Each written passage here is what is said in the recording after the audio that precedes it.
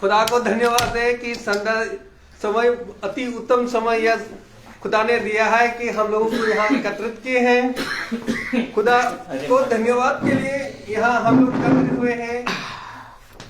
हम लोग हमारा एलिजा आंटी के यहाँ और हमारे भाई साहब उनको उनकी शादी का 33 साल पूरी हो गई है, इसलिए खुदा को धन्यवाद करते हैं। इसलिए खुदा हम लोगों को यहाँ तक जीवित रखा इस संध्या समय में, इसलिए उनकी आदर और महिमा के लिए हम लोग उसको धन्यवाद देते हैं। इससे पहले कि हम लोग प्रार्थना में चले और गीतों में और वचनों में, इस घर वाले से, इस परिवार वाले से हम अनुरोध करता हूं कि प्रार्थना में अगुवाई करें। धन्यवाद मेरे प्यारे प्रभु यीशु। मैं आज के दिन के लिए और सुंदर समय के लिए प्रभु अपने दिल से, अपनी आत्मा से, अपने हृदय से आपको धन्यवाद देती हूँ। हर आशीष, हर वरदान के लिए प्रभु मैं आपको धन्यवाद देती हूँ। हे मेरे खुदा, हम लोगों को प्रभु आपने इतने साल शादी के हो गए हमारे, और हम अच्छी तरीके से प्रभु आपके आशीर्वाद से और आपकी महिमा से प्रभु अच्छे से हैं, और हाथ पैरों से हर मतलब पूरे शरीर से प्रभु आपने हम लोगों को अच्छा रखा है। मेरे खुदा मैं आपको धन्यवाद देती हूँ। मेरे खुदा, मेरे घर में आज प्रार्थना है। मेरा पिंटू, मेरे रोहित प्रार्थना के लिए आए हैं, और मेरे खुदा जो भी बच्चा वचन बोए मेरे खुदा, वो हम लोगों के दिलों को, हृदय को छूने वाला हो सके मेरे खुदा। हे मेरे खुदा, मेरे बच्चे रोहित को बहुत आया से आशीष दीजिएगा, जो इतने ठंड में बेचारा बच्चा हम लोगों के लिए प्रार्थना करता है बच्चा, और हम लोगों के लिए निकलता है घर से मेरे खुदा। इस बच्चे की हिफाजत, इस परिवार के, इसके घराने की हिफाजत प्रभु तेरे हाथ में है। हे मेरे खुदा, हमारे बच्चों पर भी प्रभु, सोनू, गुड्डू, सोनल और हमारी बहू और हमारा छोटा टुक्कू, और प्रभु सब बच्चे जितने भी छोटे छोटे हैं, रूथ है, जोडी है, इन सब को प्रभु ये ठंड से बचाइएगा मेरे खुदा। बहुओं को भी सबको अच्छा रखिएगा मेरे खुदा। हे मेरे खुदा, जिस काम के लिए प्रभु हम आगे बढ़ रहे हैं मेरे खुदा, हम तेरी आशीष चाहते हैं अपने घर पे, अपने परिवार पे। हे मेरे खुदा, मैं दिल से आपसे ये एक इल्तिजा करती हूँ, एक प्रार्थना करती हूँ खुदा, कि जिस काम के लिए प्रभु आपने हमको आगे बढ़ाया है प्रभु, आप जानते हैं, आप अंतर्यामी हैं मेरे खुदा, वो सही हो और आगे भी सब कुछ सही रहे मेरे खुदा। अपना दाहिना हाथ बढ़ा के मेरे घर को छूइएगा प्रभु, मेरे हर काम में प्रभु आप आशीष दीजिएगा प्रभु, हर काम को प्रभु अपने दाहिने हाथ से पूरा करिएगा प्रभु। हम बिल्कुल तुच्छ हैं और तेरे चरणों में बैठे हैं, हम सब कुछ तुझी से आशा करते हैं और पूरे मन से विश्वास करते हैं कि मेरी आशा हमेशा विश्वास और हमारे हृदय में जितनी भी प्रार्थनाएं हैं खुदा वो पूरी करेंगे। हे मेरे खुदा, मेरा मन बहुत विचलित होता है मेरे खुदा, लेकिन फिर भी मैं आपसे प्रार्थना करती हूँ, और आपके आगे सब कुछ हमने रखा है प्रभु। उस चीज को प्रभु आप अपने हाथों से पूरा करिएगा मेरे खुदा। मैं प्रार्थना आपसे करती हूँ, हे मेरे खुदा, मेरी सारी जरूरतों को पूरा करिएगा मेरे खुदा। मेरे प्यारे प्रभु यीशु के नाम से मांगती हूँ, सुनियो, ग्रहण करिए। आमीन आमीन आमीन। Praise the Lord. आइए हम लोग गीतों की ओर चले। गीत का नाम है धन्यवाद के साथ गाएंगे।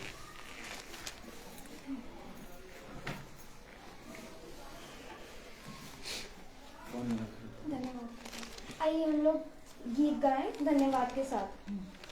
धन्यवाद के साथ स्तुति गाऊंगा, यीशु मेरे पिता,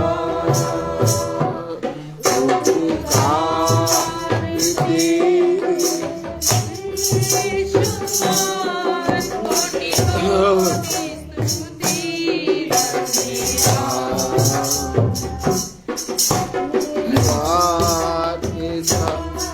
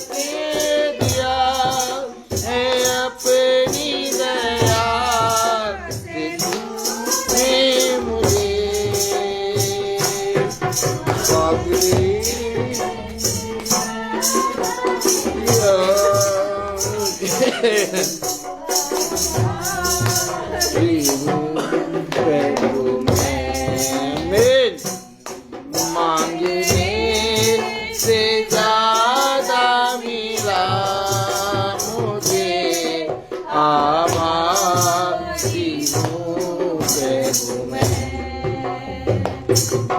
धन्यवाद की साथ स्तुति गाऊंगा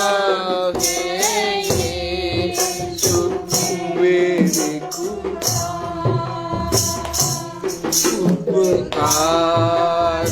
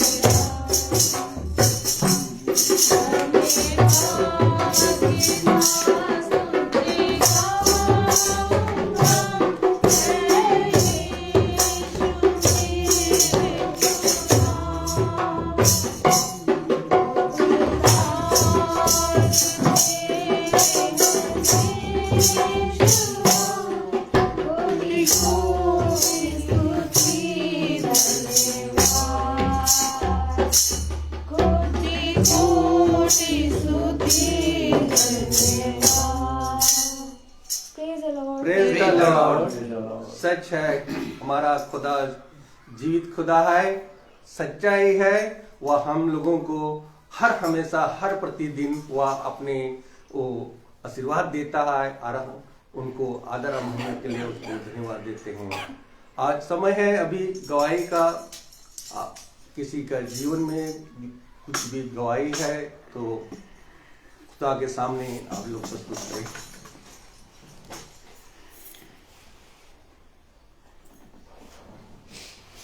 प्रेज द लॉर्ड। खुदा को मैं धन्यवाद देती हूँ।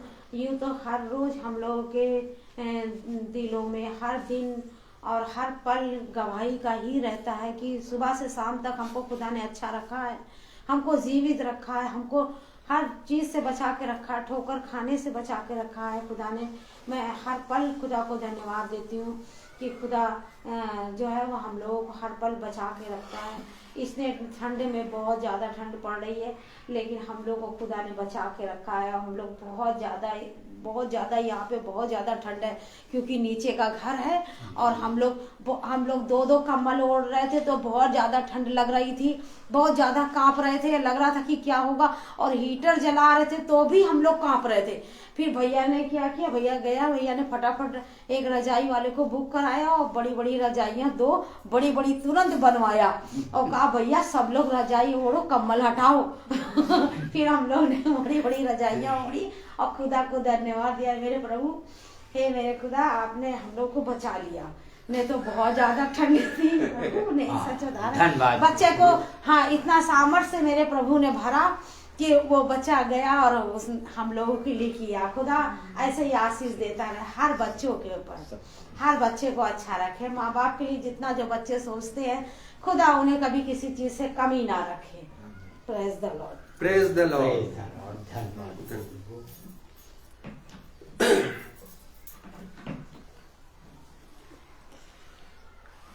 आइए हम लोग अभी वचन की तरफ चले।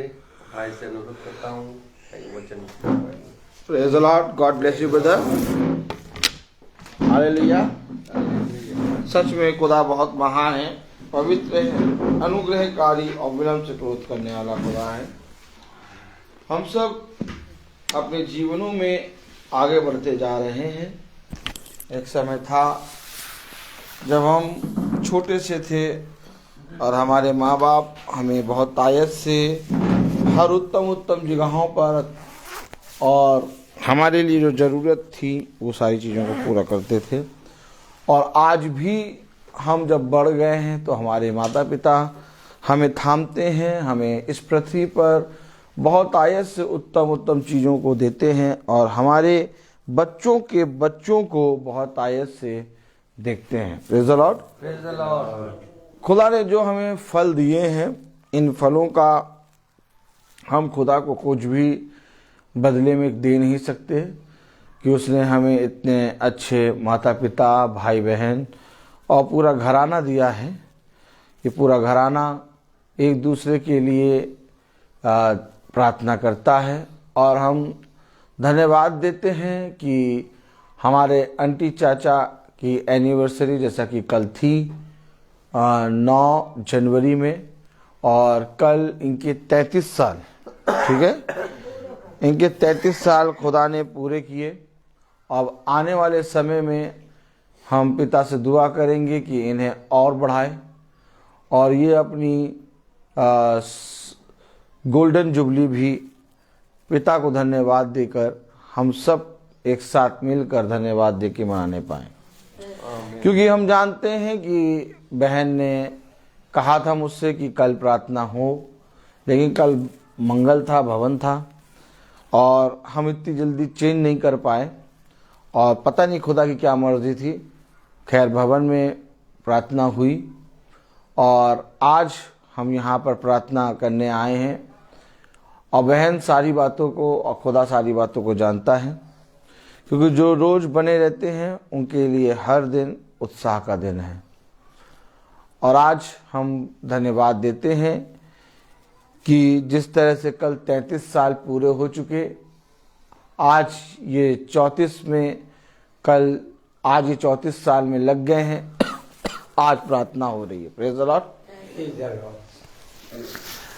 ठीक इसी तरीके से मैं आप सबको सूचित करना चाहता हूँ, एक इन्फॉर्मेशन देना चाहता हूँ कि हमें पिता ने परम पवित्र स्थान दिया है, भवन।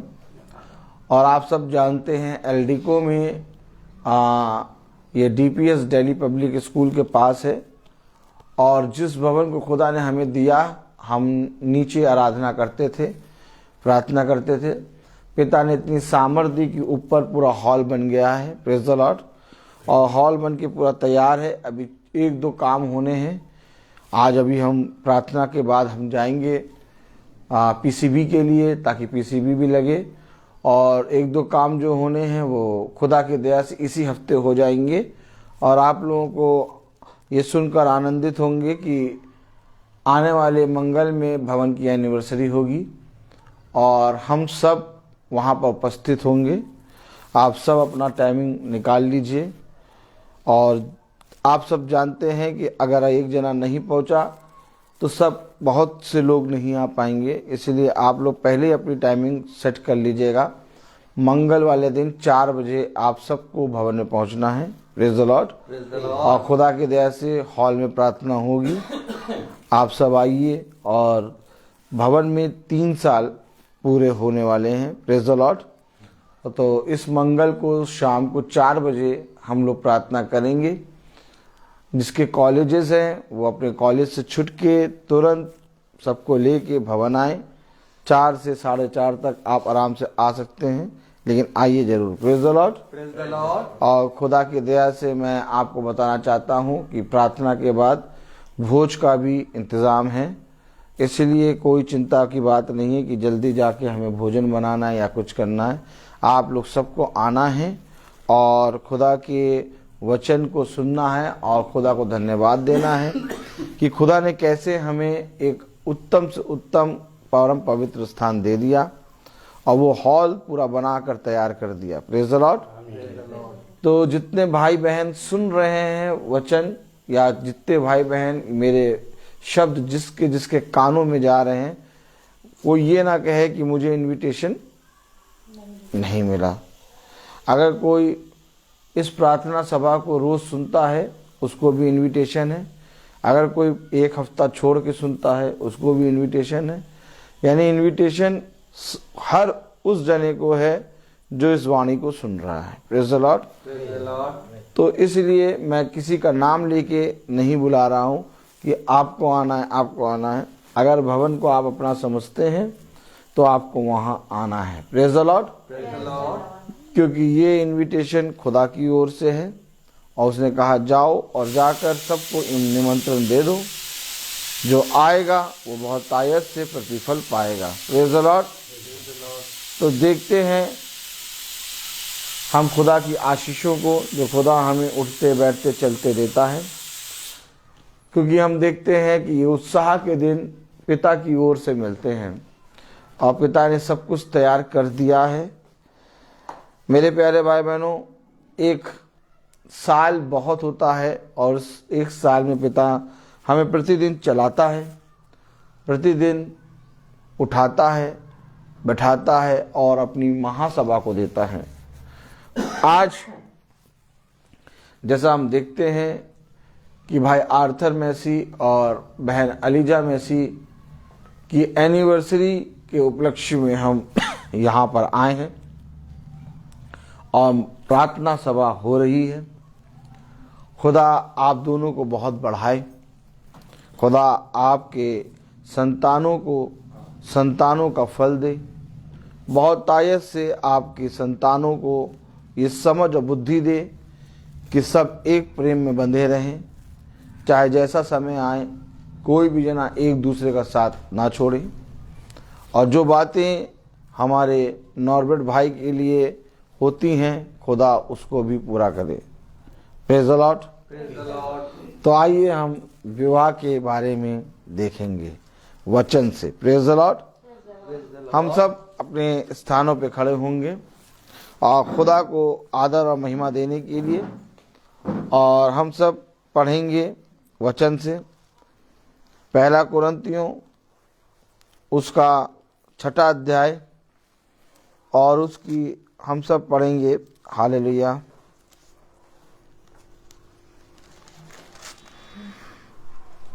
सत्रहवीं आयत, पहला कुरिन्थियों 6:17। पहला कुरिन्थियों उसका 6 अध्याय और उसकी 17वीं आयत हम सब एक साथ पढ़ेंगे। 6:17। पहला कुरिन्थियों उसका 6 अध्याय और उसकी 17वीं आयत हम सब एक साथ पढ़ेंगे। भाई बहनों के लिए वेट करेंगे। Praise the Lord. Praise the Lord. पहला कुरिन्थियों उसका 6 अध्याय और उसकी 17वीं आयत हम सब पढ़ेंगे। और जो प्रभु की संगति में रहता है वह उसके साथ एक आत्मा हो जाता है। खुदावन का वचन जो कि पवित्र है, इस पवित्र वचन को खुदा हम निकम्मों को समझने और उसमें चलने की सामर्थ प्रदान करे। आमीन। आमीन। हम सब अपने स्थानों पर बैठ जाएं। रबेका जी का 2 टोपी थी तो एक टोपी नीचे गिर गई है, उठा लें। Praise the Lord. तो खुदा ने हम सबको देखिए किस रीति से वचन के द्वारा समझाया है। मैं हमेशा कहता हूं इकट्ठा हो, मैं हमेशा कहता हूं संगति में हो लो, मैं हमेशा कहता हूं कि प्रभु की संगति में हो लो। Praise the Lord. क्योंकि मैं ऐसा इसलिए कहता हूं कि संगति एक वो सामर्थ्य है जो आपको इस पूरी पृथ्वी पर कहीं नहीं मिलेगी। आप भला चाहे रोज ना चलें, लेकिन आप अपने जीवन में एक वाचा बांधें।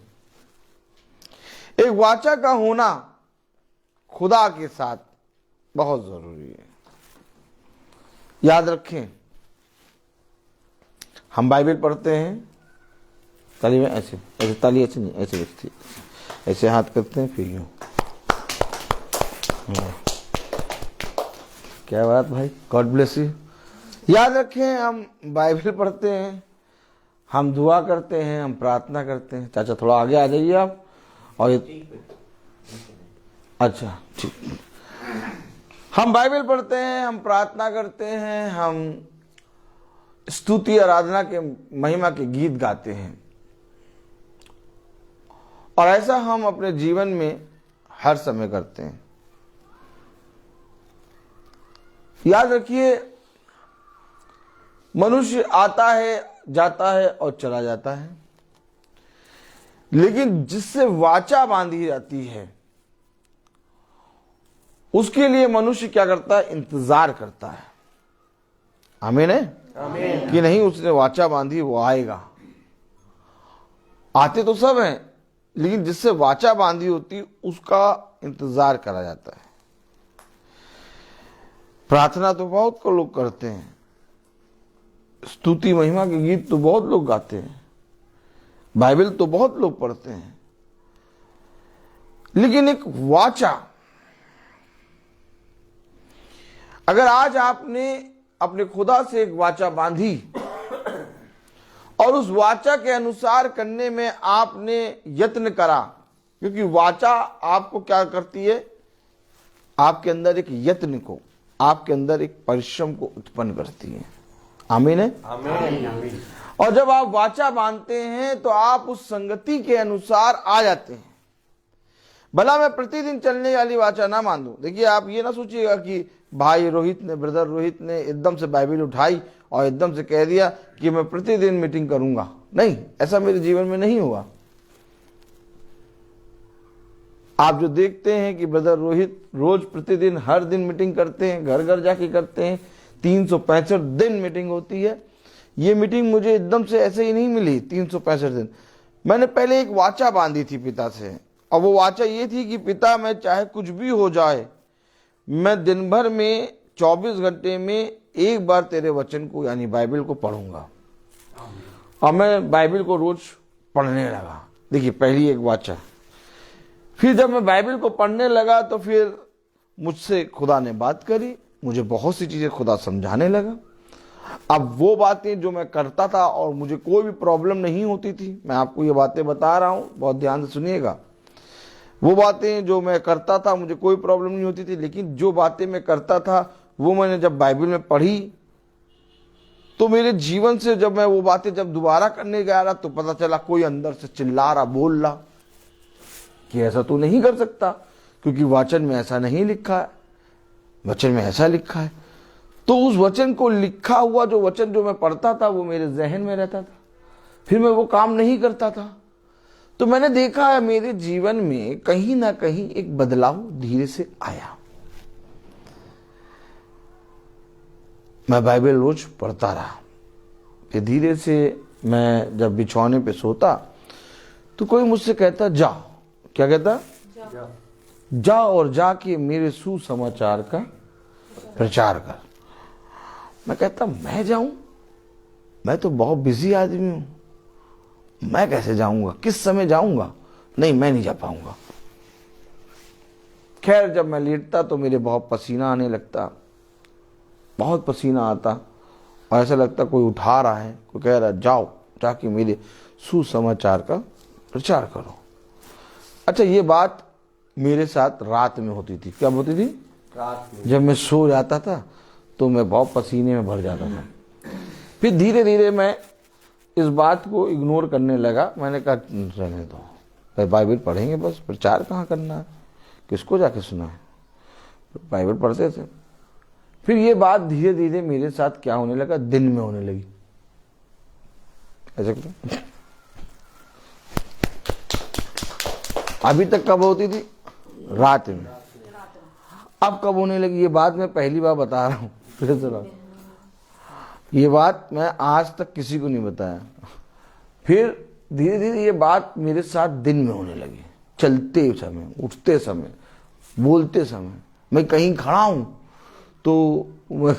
तो मेरे मुंह से एकदम से प्रचार निकल रहा है। क्या निकल रहा? प्रचार।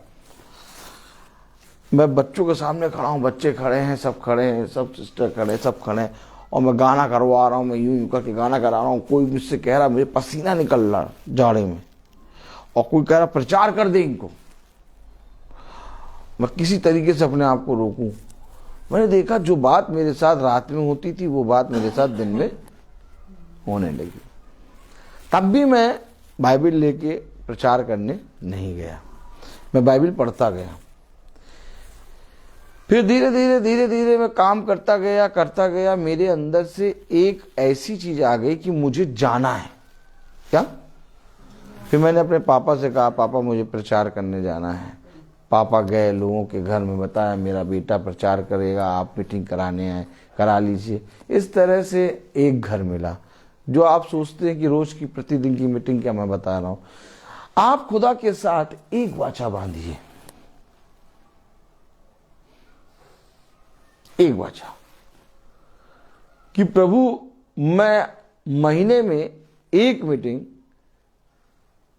अपने घर में कराता तो हूं, लेकिन एक दो मीटिंग मैं महीने में चल के बैठा करूंगा, या मैं मंगल को भवन में आया करूंगा। हफ्ते में एक दिन या 2 हफ्ते में एक दिन मैं, यानी कि महीने में एक, जो वाचा बांधो ये आपके ऊपर है, मैं महीने में 1-2 दिन मीटिंग के अंदर आऊंगा जरूर। मेरे घर में जो मीटिंग होती है इसको छोड़, आप एक वाचा बांधिए। देखिए वो आपको कैसे उठा के आपसे काम कराना शुरू करेगा बिना वाचा के। आप लाख बाइबल पढ़ें, आप लाख स्तुति करें, लाख। आपने हमेशा देखा होगा जब भी आप कोई वाचा बांधते हैं और खुदा उस वाचा को जैसे ही आपके जीवन में पूरा करता है, आपको और बहुत सी चीजें देता है उस वाचा के साथ प्रतिफल। आमीन, आमीन। आपने अपने जीवन में देखा होगा जिस चीज के बारे में मैंने मांगा, खुदा मैं ये करूंगा, मैं वाचा बांधता तो उससे, और उस वाचा को अगर मैंने एज इट इज करा, क्या जैसा मैंने कहा वैसा मैंने करा, तो उसके अनुसार वो आपको उस वाचा के अनुसार बहुत फलवंत कर देता है। क्योंकि ये वाचा की पुस्तक है जिसमें खुदा ने कहा ये वाचा की पुस्तक तेरे चित्त से कभी उतरने ना पाए। ऐसे हम बाइबल पढ़ेंगे, ऐसे हम स्तुति के गीत गाएंगे, महिमा के गीत गाएंगे, ठीक है, लेकिन जो काम हम वाचा में होके करते हैं और वाचा में करने के बाद, यानी कहने के बाद कि मैं प्रभु से ये वाचा बांधता हूं कि मैं प्रभु तेरे जीवन, अपने जीवन भर तेरी बाइबल को मैं हर दिन पढ़ूंगा, एक वाचा बांधी। अब अगर आप रोज बाइबल पढ़ रहे हैं, आप बहुत तायत से आपको सामर्थ प्रभु देगा, और फिर उस वाचा से आपको दूसरी वाचा मिलेगी, फिर तीसरी वाचा मिलेगी, फिर चौथी वाचा मिलेगी, फिर 5वीं वाचा। आप वाचा में चलने लगेंगे, एक वाचा की संतान बन जाएंगे। कलाम क्या कह रहा, वचन क्या कह रहा, देखिए पढ़ें। 1 कुरिन्थियों उसका 6 अध्याय और उसकी 17वीं आयत में लिखा, और जो प्रभु की संगति में रहता है, ये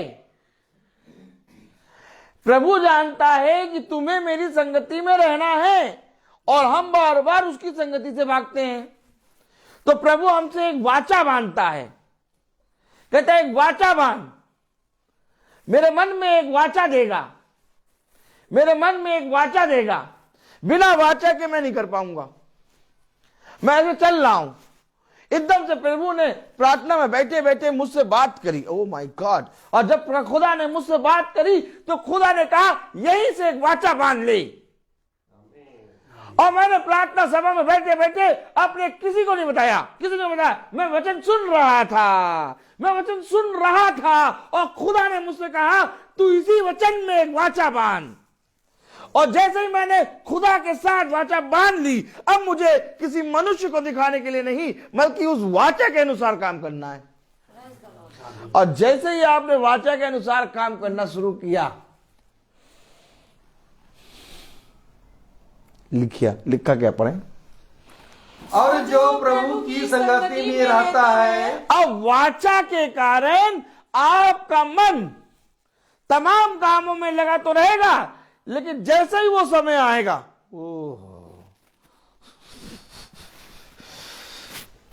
या मैंने वाचा बांध दी है,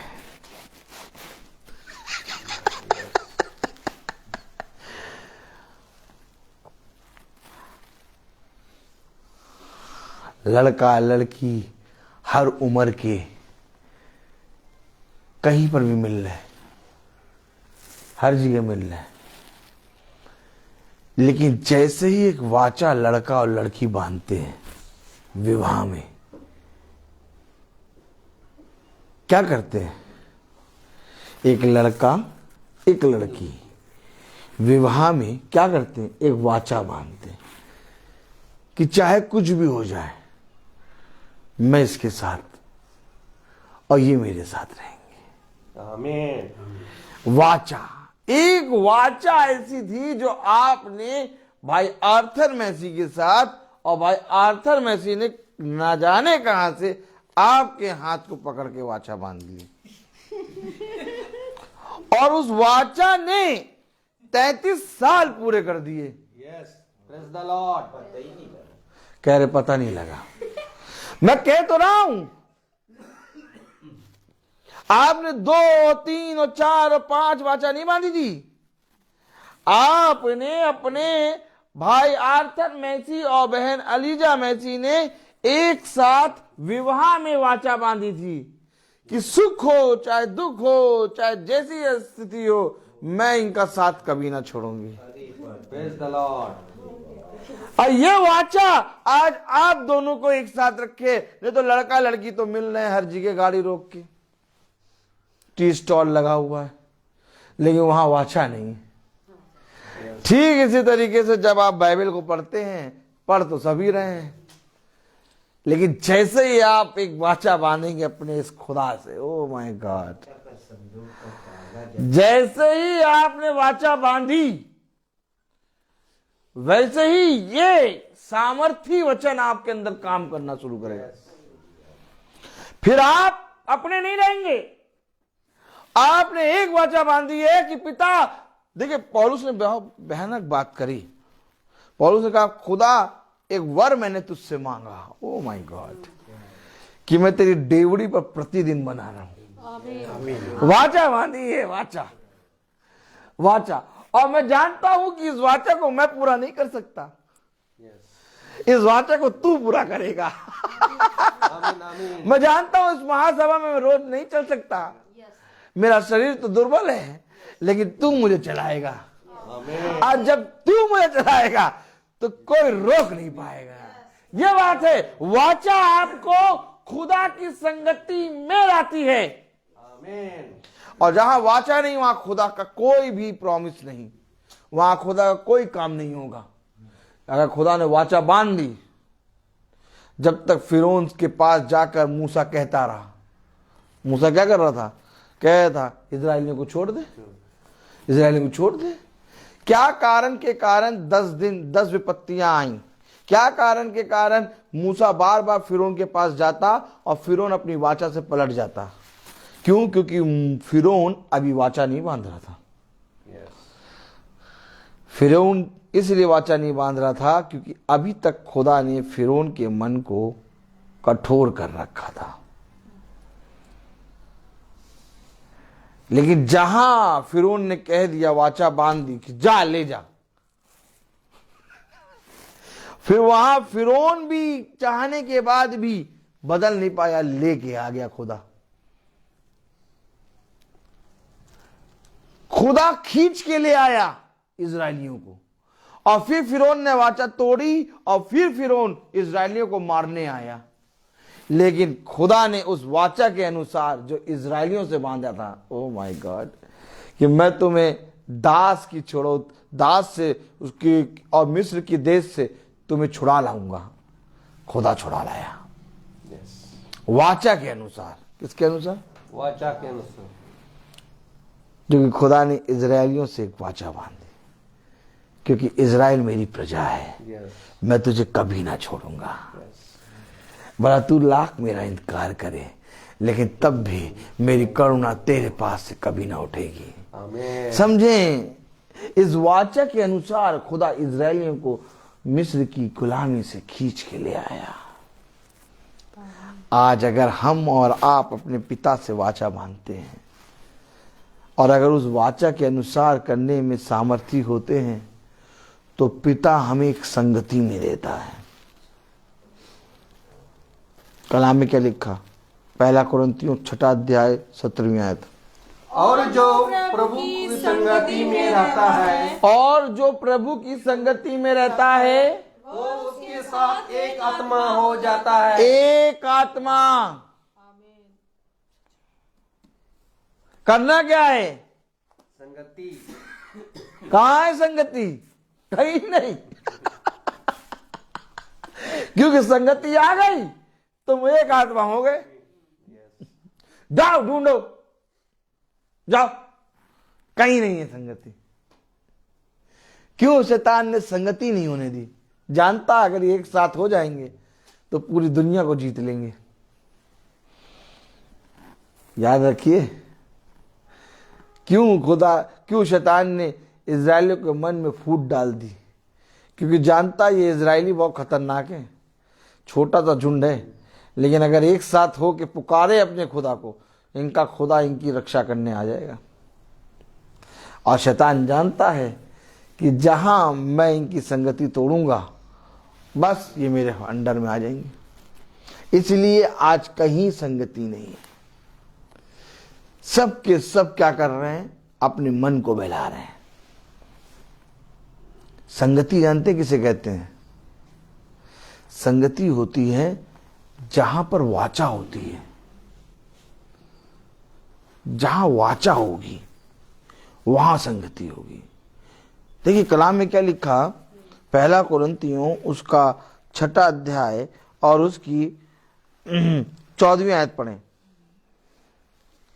खुदा ने अपनी सामर्थ से प्रभु को जिलाया और हमें भी जिलाएगा। हमें भी जिलाएगा। क्या तुम नहीं जानते कि हम तुम्हारी देह मसीह के अंग है? तो क्या मैं मसीह के अंग लेकर उन्हें वेश्या के अंग बनाऊं? कदापि नहीं।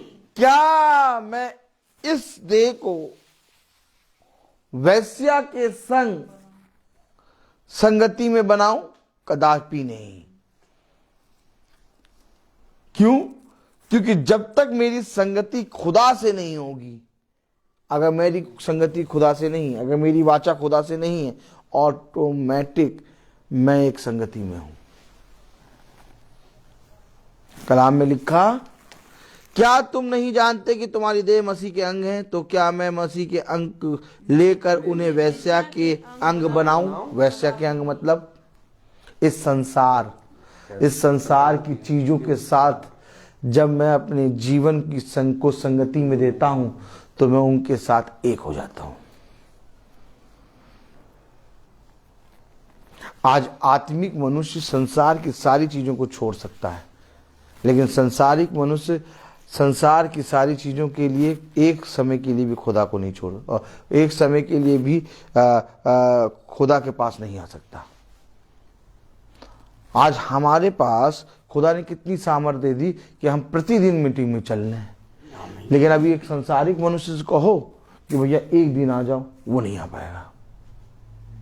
क्यों? क्योंकि वो एक संगति में है और वो उस संगति में बना रहना चाहता है। आत्मिक मनुष्य जो खुदा से प्रेम करता है, वो खुदा के वचन में, उसके वचन को सुनने या उसके वचन में आ जाएगा। क्यों? उसको कोई प्रॉब्लम नहीं होगी। क्यों नहीं प्रॉब्लम होगी? क्या उसकी जरूरतें तुमसे कम है? नहीं, उसकी जरूरतें भी वैसे ही हैं जैसे तुम्हारी जरूरत है, वैसे उसकी जरूरत। लेकिन क्योंकि उसका मन पिता के वचन में लगा रहता है और वो खुदा की संगति में है, इसलिए खुदा उसके संग एक आत्मा है। तो खुदा उसकी सारी चीजों को क्या करता है? पूरा करता है। कौन करता है? खुदा पूरा करता है। और जिस चीज को खुदा पूरा करता है उसे किसी भली वस्तु की घटी नहीं होती। लेकिन संसारिक मनुष्य अपनी वस्तुओं को, अपनी चीजों को पूरा करने में लगा रहता है और वो लाख परिश्रम करने के बाद भी उन्हें पूरा नहीं कर पाता। और वो खुदा के वचन में इसलिए नहीं आ पाता, इसलिए नहीं बैठ पाता, इसलिए नहीं सुन पाता क्योंकि वो संगति संसार के साथ बनाए रखे है और लाख परिश्रम करने के बाद भी उसे कई वस्तुओं की घटी रहती है। क्यों ऐसा होता है? क्यों ऐसा होता है? कलाम में लिखा है, वचन में लिखा है, पढ़ें जरा, 1 कुरिन्थियों उसका 6 अध्याय और उसकी 13वीं आयत पढ़ें।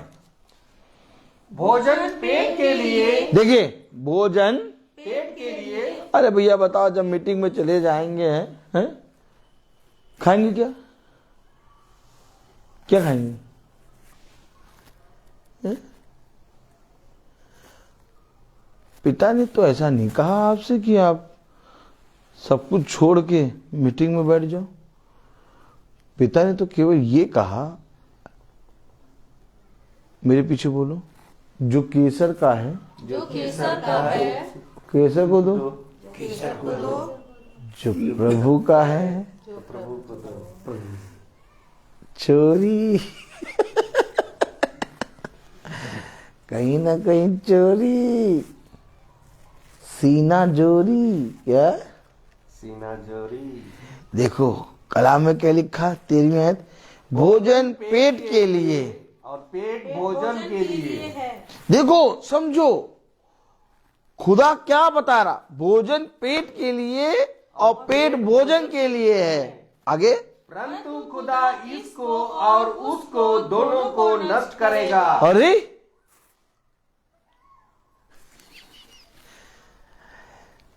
वचन में जाने की बात आती है, वचन को सुनने की बात आती है, बाइबल को पढ़ने की बात आती है, कोई भी वचन में महासभा में या प्रार्थना सभा में जाने की बात है, सबसे पहले आदमी कहता है भैया बताओ, तुम बताओ प्रार्थना में जाए कि भैया काम करें।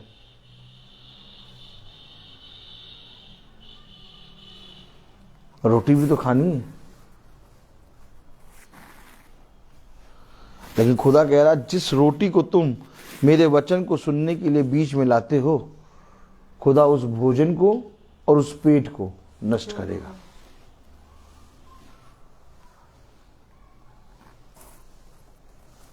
आपको मालूम है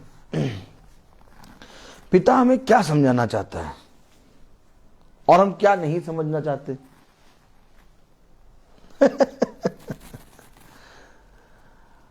अभी किसी से कहो भैया मीटिंग में चलो, वो कहेगा मुझे इस काम पे जाना, मुझे उस काम पे जाना, मेरा काम है, मैं अपने काम से उस आते रात में 9 बजे लौटता हूं। अब बताओ, क्या काम करने ना जाए, वचन नहीं सुने, रोटी ना खाए? पिता कह रहा मैं भोजन को, बोलो, भोजन को और पेट को, दोनों को नाश करो। पढ़ो जाओ 13वीं आयत। भोजन पेट के लिए, भोजन पेट के लिए और पेट भोजन के लिए है, और पेट भोजन के लिए है, परंतु खुदा इसको और उसको दोनों को नष्ट करेगा। परंतु खुदा इसको और उसको दोनों को नष्ट करेगा, परंतु परंतु देह व्यभिचार के लिए नहीं, वरना प्रभु के लिए है, प्रभु के लिए। और प्रभु देह के लिए है। यानी इस देह को लेके प्रभु के पास आओ। आमीन। नहीं आते, इसको देह को कहा संसार में देते हैं, व्यभिचार।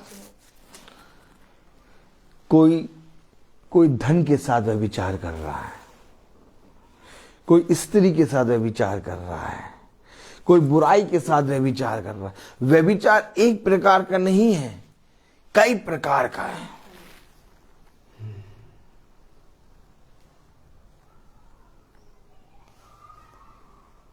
भाई आदम ने तो फल खाया था, फल खाया था, तो वो अपनी पत्नी पे दोष कैसे लगाने लगा था? दोष क्यों लगा रहा था? जिसको कह रहा था अभी तक ये मेरी मांस में की मांस, मेरी हड्डी में की हड्डी, मेरे लहू में की लहू, मेरे शरीर से निकली है इसलिए ये नारी है। जिसको उसने कहा ये मेरी है, जिसको उसने कहा ये मेरे से निकली है, अभी तक तो ये कह रहा था, लेकिन जैसे ही वो फल खाया कह रहा उसने दिया,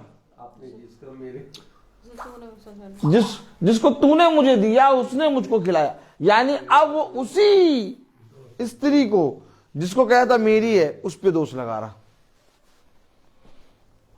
ये कहां से आ गया? फल के अंदर ये कैसे आ गया दोष? देखिए, समझिए, इस देह को, जैसे जब हम बीमार होते हैं, ठीक है, याद रखिए, तो हम डॉक्टर के पास लेके जाते हैं कि नहीं जाते हैं? इस देह को जब अभी बताया बहन ने कि जाड़ा बहुत लग रहा था, क्या जाड़ा लग रहा था? किसको लग रहा था जाड़ा? मन को लग रहा था, देह को, शरीर को जाड़ा लग रहा था। तो क्या करा आपने? रजैया बनवा ली। आए देखिए, है बात सही कि नहीं? अभी देह को बहुत गर्मी लग रही है तो एसी लगवा लिया। भाई बात समझिए, कलाम में क्या लिखा है? कलाम में लिखा है परंतु देह, देह, ये देह व्यभिचार के लिए नहीं बल्कि प्रभु के लिए है। जैसे अब आप मुझे बताइए, अगर ये देह प्रभु के लिए है तो इस देह को लेकर हमें प्रभु के पास कितनी बार आना चाहिए? कम से कम एक दिन में एक बार तो आना चाहिए। यही है संगति।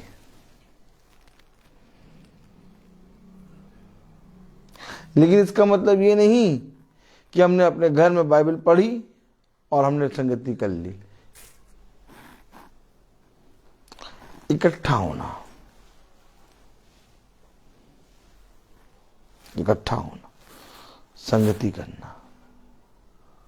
जब हम इस देह को, अपनी इस देह को अपने पिता के पास लेके आते हैं तो इस देह में से तमाम असाध्य रोग पिता इस देह से दूर करता है। जो आने वाले होते हैं लेकिन पिता के पास आने के कारण टल जाते हैं।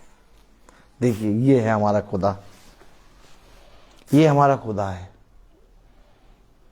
ना जाने कितने लोग किस किस बीमारी से, किस किस चीजों से चले जा रहे हैं, और वो बीमारियां, वो चीजें हमारे ऊपर भी आती हैं, लेकिन हमें नहीं मालूम होता। हम अपने पिता के साथ संगति करते हैं और पिता उनको हमारे पास से दूर करता है। अब आप बताइए, क्या इस देह को लेके हम पिता के पास ना आए? जबकि पिता ने कहा अपनी देह को लेकर वैद्य को दिखाओ, और वैद्य हमारा खुदावन यीशु मसीह। हम अपने खुदा के पास इसलिए संगति करने आते हैं क्योंकि हमें मालूम है कि अगर इस देह को लेके हम अपने पिता के पास नहीं जाएंगे तो इस देह से व्यभिचार उत्पन्न हो जाएगा। कलाम में लिखा, वचन में लिखा, परंतु देह व्यभिचार के लिए नहीं वरना प्रभु के लिए है और प्रभु देह के लिए है। इसी को तो पिता कहता है संगति। जो कोई पिता के साथ संगति करता वो पिता के साथ एक आत्मा हो जाता है। एक आत्मा। और ये एक आत्मा कैसे होंगे? हम देह को लेके प्रभु के पास कैसे आएंगे? जब हम वाचा बांधते हैं, प्रभु चाहे मेरे जीवन में जितना भी रोग हो, मैं तेरी महासभा को नहीं छोड़ूंगा, मैं आऊंगा। वाचा बांध दिया। अब ये रिस्पॉन्सिबिलिटी मेरे रोग की मेरे पिता के ऊपर आ गई। और जब तक तुम वाचा नहीं बांधोगे, रिस्पॉन्सिबिलिटी तुम्हारे बीमारी, तुम्हारे बच्चों की तुम्हारे ऊपर रहेगी और तुम इसका भार उठा नहीं पाओगे। लेकिन जहां तुमने वाचा बांधी कि प्रभु मैं तेरे पास आता हूं, मेरे पीछे मेरे घराने का और मेरा उद्धार कर। हन्ना देखो, मंदिर की डेवड़ी पे जाती थी। उसे नहीं मालूम था कि वो गर्भवती कब होगी। उसे नहीं मालूम था कि उसके गर्भ कब ठहरेगा। लेकिन हन्ना के पीछे पनिन्ना उसको चिल्लाती रहती थी, चिढ़ाती थी। उसका पति भी कहता था, क्या बार बार मंदिर जाती है? क्या तुम्हारे लिए मैं क्या हो जाते हैं 10 बच्चों के बराबर नहीं हूं क्या? क्यों जा रही है? देखो मैं तुमको पनिन्ना से अधिक प्यार करता हूं। हन्ना इन बातों पे आ जाती, अरे हाँ मेरा पति तो मुझे पनिन्ना से ज्यादा देता, धन भी देता है और प्यार भी ज्यादा करता है। लेकिन हन्ना ने खुदा के साथ एक वाचा बांधी थी कि मैं आऊंगी। और हन्ना प्रभु के मंदिर में जाती है क्योंकि उसके अंदर एक वाचा थी। और अगर आप बहुत ध्यान से देखिए, जब वो मंदिर में जा रही है तो हन्ना ने फिर एक वाचा बांधी।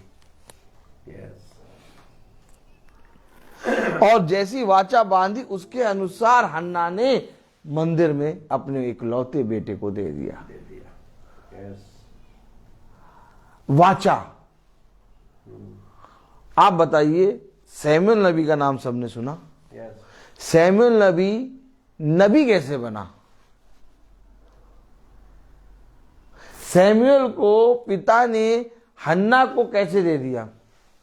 क्योंकि हन्ना ने, अगर हन्ना ने वाचा ना बांधी होती तो कभी भी हन्ना को सैमुअल ना मिलता। हन्ना के गर्भ में अभी सैमुअल नहीं है, अभी हन्ना ने जब वाचा बांधी तब हन्ना के गर्भ को खोल के खुदा ने दिया उसको संतान सैमुअल। आमीन। वाचा के कारण उसके पास सैमुअल आया और सैमुअल के कारण उसके पास कई बच्चे हुए। समझे? ठीक इसी तरीके से हमारे अंदर के काम भी रुके हैं, हमारे अंदर की बीमारियां भी, असाध्य रोग बढ़े जा रहे हैं। क्यों? क्योंकि वाचा नहीं है। जैसे ही आपने वाचा बांधी आपका द्वार खुल जाएगा और तमाम असाध्य रोग जो लोमड़ियों के समान बैठे थे, खुदा कहता एक द्वार से आऊंगा, भगाऊंगा 7 द्वार से। आएगा कैसे? वाचा से। वजह से यही है संगति कि मैंने अपने खुदा से एक वाचा बांधी है कि मैं कहीं पर भी रहूं, मैं अपनी देह को लेके अपने पिता के पास जाऊंगी और उसके साथ एक संगति होंगी। आमीन है कि नहीं? आमीन। अगर वाचा नहीं बांधती, चर्च नहीं होता जहां पर खुदा ने के सामने आपने वाचा बांधी,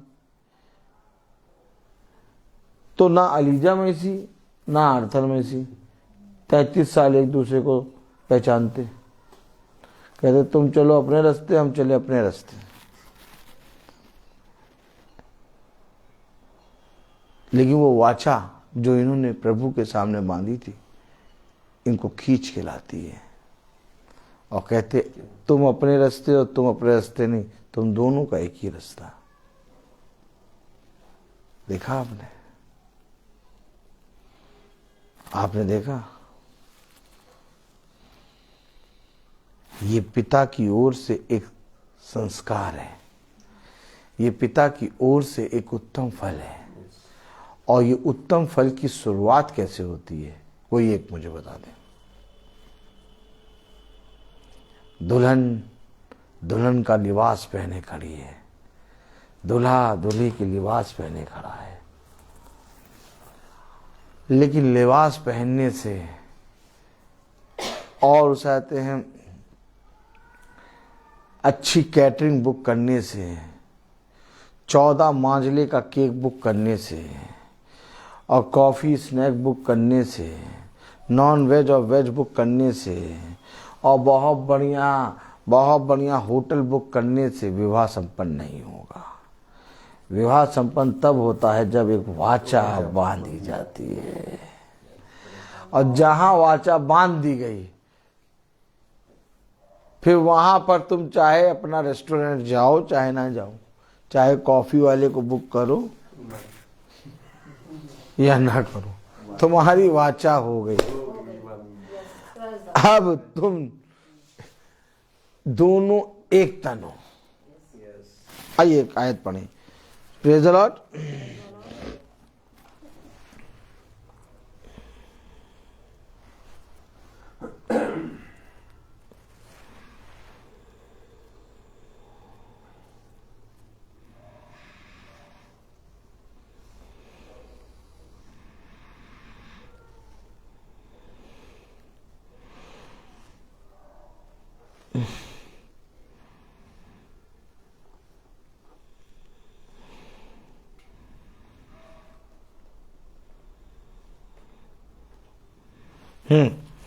पढ़ें 16वीं आयत। क्या तुम नहीं जानते कि जो कोई वेश्या से संगति करता है? क्या कह रहा है? वैसे संगति ना करो।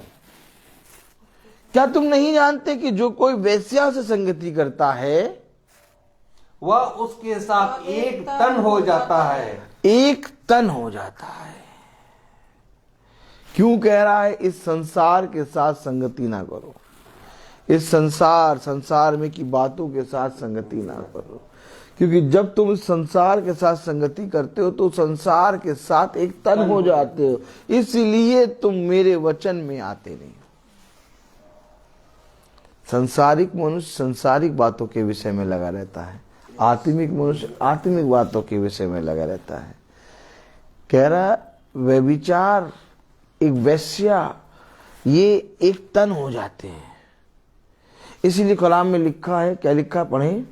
क्या तुम नहीं जानते क्या तुम नहीं जानते कि जो कोई वेश्या से संगति करता है, जो कोई वेश्या से संगति करता है वो उसके साथ एक तन हो जाता है। वो उसके साथ एक तन हो जाता है, क्योंकि लिखा है क्योंकि लिखा है वे दोनों एक तन होंगे। वे दोनों एक तन होंगे। और जो प्रभु की संगति में रहता है और जो वेश्या के संगति करता है वो एक तन हो जाता है, क्योंकि दोनों एक तन हो गए, क्योंकि लिखा है वे दोनों एक तन होंगे।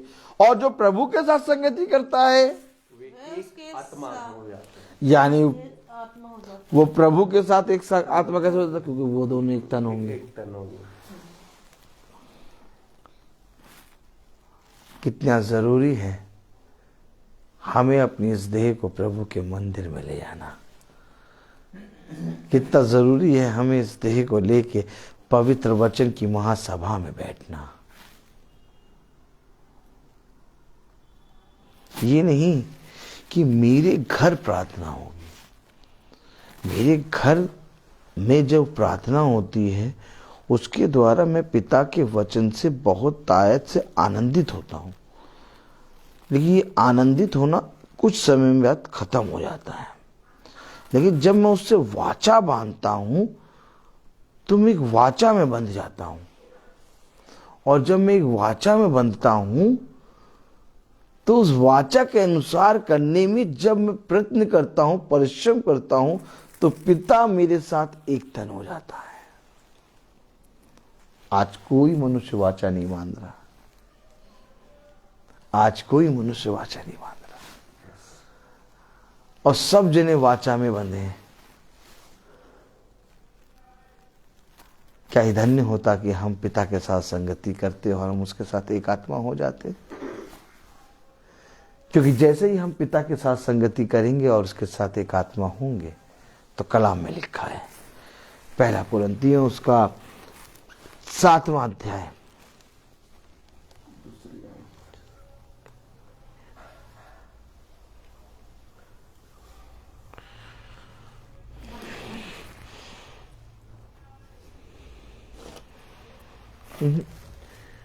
पढ़ें। Praise the Lord, hallelujah. 10वीं आयत, 7 का 10।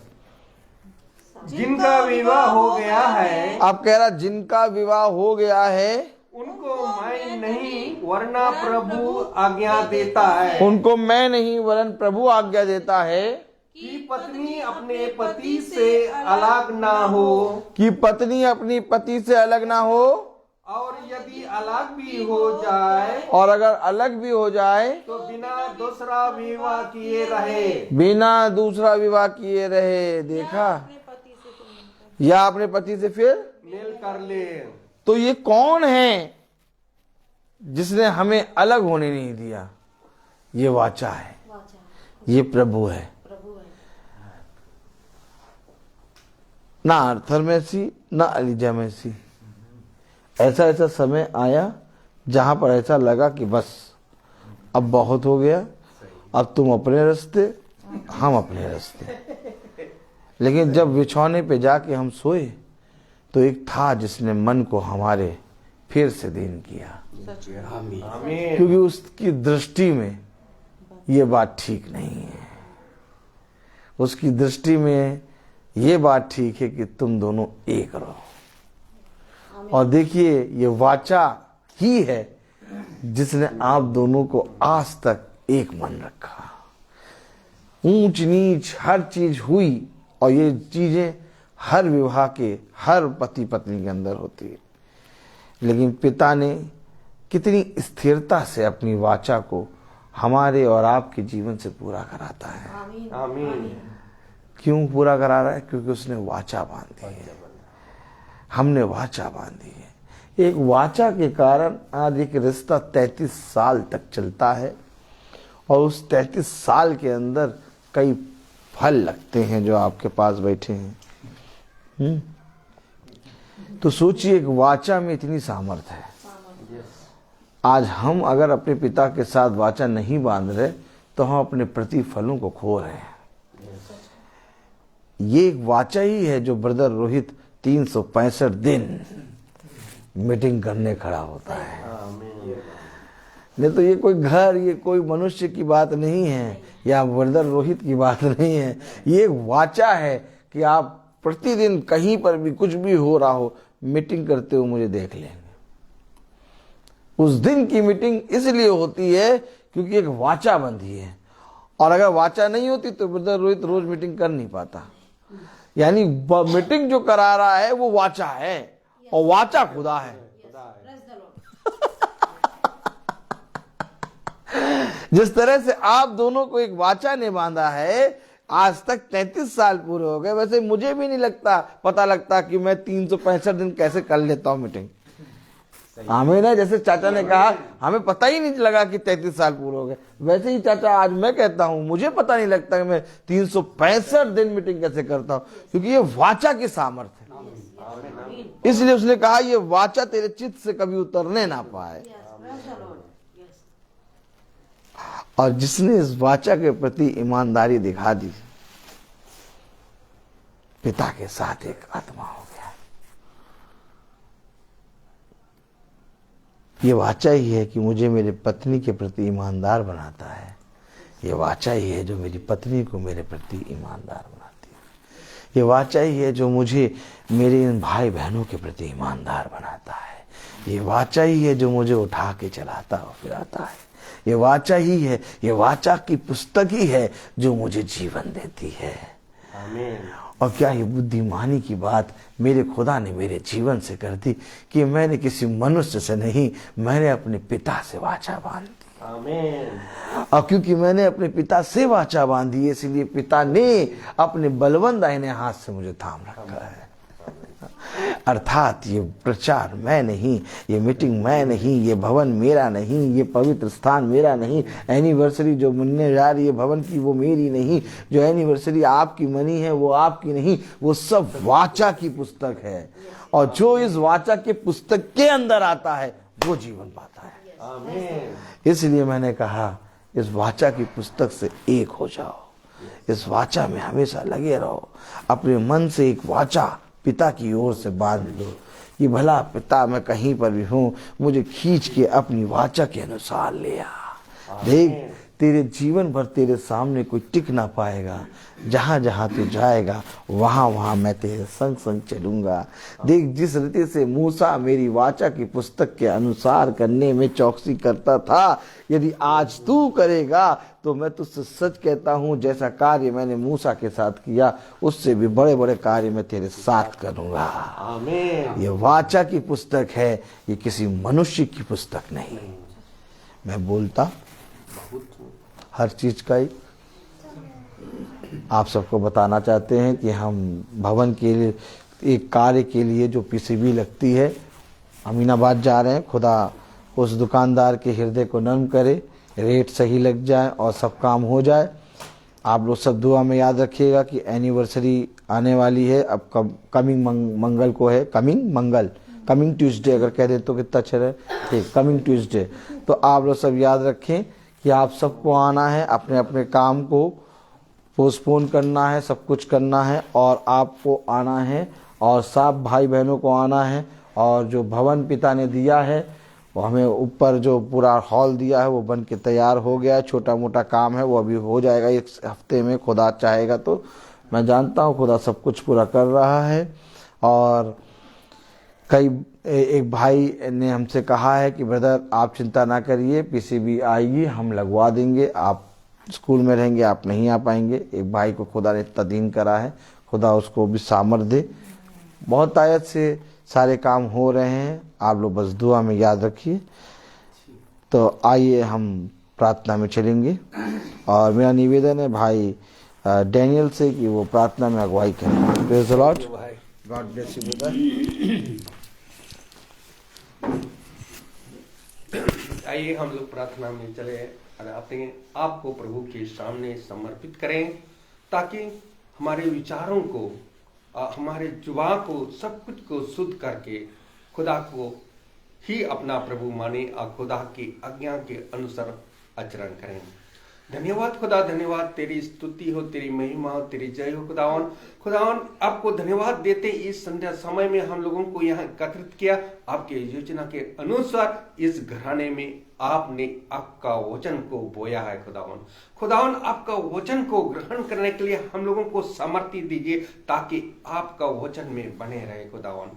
खुदावन इस घराने में जो वचन दिया गया है खुदावन, इस घराने के लोग हर एक जन के लिए मैं यही दुआ करता हूं ताकि आपका वचन को सेत में ग्रहण कर सके, आपके वचन में बने रहें खुदावन। मैं इस घराने के हमारे बहन एलिजा और भाई अर्थर मसीह के लिए मैं दुआ करता हूं खुदावन, ताकि इनकी और आयु को बढ़ाया जाए खुदावन और उनकी आशीष उनको दीजिए ताकि इस उनके आगे आपका वचन को सेत में ग्रहण करके आपका वचन में बने रहे खुदावन। हम यही दुआ करते हैं खुदावन, जो यहाँ हम लोग उपस्थित है हर एक जन के लिए, ताकि आपका वचन को सेत में ग्रहण कर सके खुदावन। मैं ये भी दुआ करता हूँ जो फेसबुक में या यूट्यूब में जो भी देख रहे हैं खुदावन, आपका वचन को, जो आज का वचन, जो बहुमूल्य वचन आपने इस घराने में बोया है खुदावन, ताकि उसको भी, उन लोगों को भी आपका अनुग्रह, आपका कृपा उन्हें प्रदान करे, ताकि आपका वचन को सेत में ग्रहण कर सके खुदावन। आप सामर्थी खुदावन है, क्योंकि आप अपना सामर्थी, आपका सामर्थ हर एक जन को देते हैं खुदावन, ताकि आपका सामर्थ के अनुसार ही इस घराने में हम लोग यहाँ खड़े हैं, आपका यहाँ एकत्रित हुए हैं खुदावन, कि आपका वचन को सुनने के लिए खुदावन। आपका वचन जो भी बोया गया खुदावन, उसको ग्रहण करने के लिए हमें सामर्थ्य दीजिए। हम यही दुआ करते हैं हमारे प्रभु यीशु मसीह के नाम पर, आमीन। हे पिता हमारे जो स्वर्ग में है, तेरा नाम पवित्र माना जाए, तेरा राज्य आए, तेरी इच्छा जैसे स्वर्ग में वैसे पृथ्वी पर भी पूरी हो। हमारा प्रतिदिन का आहार आज हमें दे, और हमारे अपराध में क्षमा कर, जैसे हम भी अपने अपराधों को क्षमा करते हैं, और हमें परीक्षा में न डाले परंतु बुराई से बचाओ। अब हमारे खुदावन यीशु मसीह का फजल, खुदा बाप की मोहब्बत, पाक रूह की रिफाकत और शराकत हम में से हर एक विश्वासी जन के साथ अब से लेकर अनंत काल तक होती रहे, आमीन। धन्यवाद, धन्यवाद, धन्यवाद। सारी आशीषों की सोते धन्यवाद, धन्यवाद, धन्यवाद, धन्यवाद। सारी आशीषों की सोते धन्यवाद, सारी